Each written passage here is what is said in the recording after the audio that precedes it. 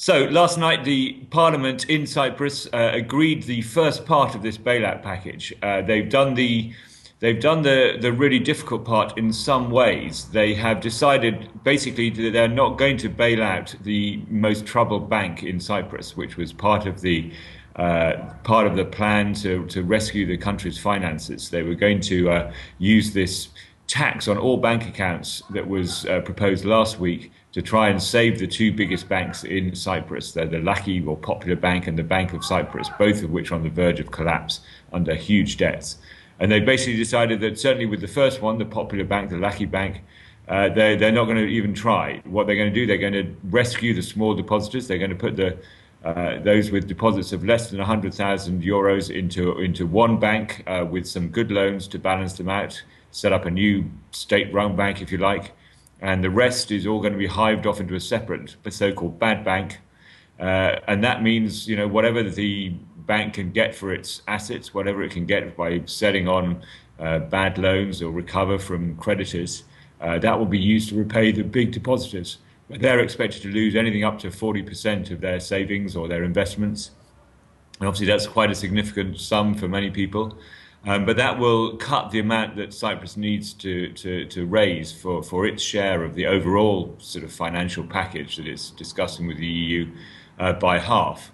Now, what they haven't still decided is how they're going to raise the other half. And the president, Nicos Anastasiades, is on his way to Brussels now to discuss that aspect with the EU. I think that, as with all these discussions, there's a lot of brinkmanship. I think actually on this one, quite a lot of the EU leaders would have accepted the price of Cyprus leaving the euro, which will be the inevitable consequence. Most people agree if there's not a bailout package agreed.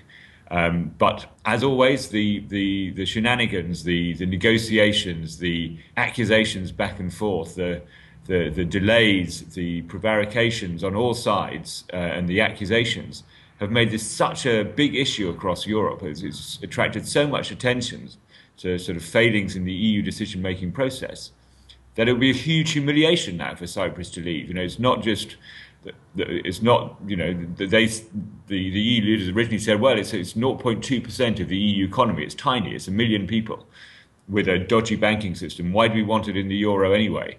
But suddenly, the attention has been drawn to this process.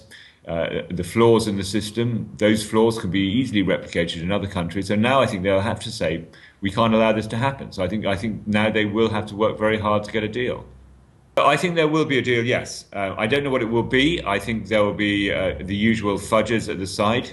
I don't think it can be denied now that Cyprus have, made a start. This very painful decision to burn a lot of investors and basically end Cyprus's role as an offshore banking centre, at least for the time being, because of the damage to its credibility that,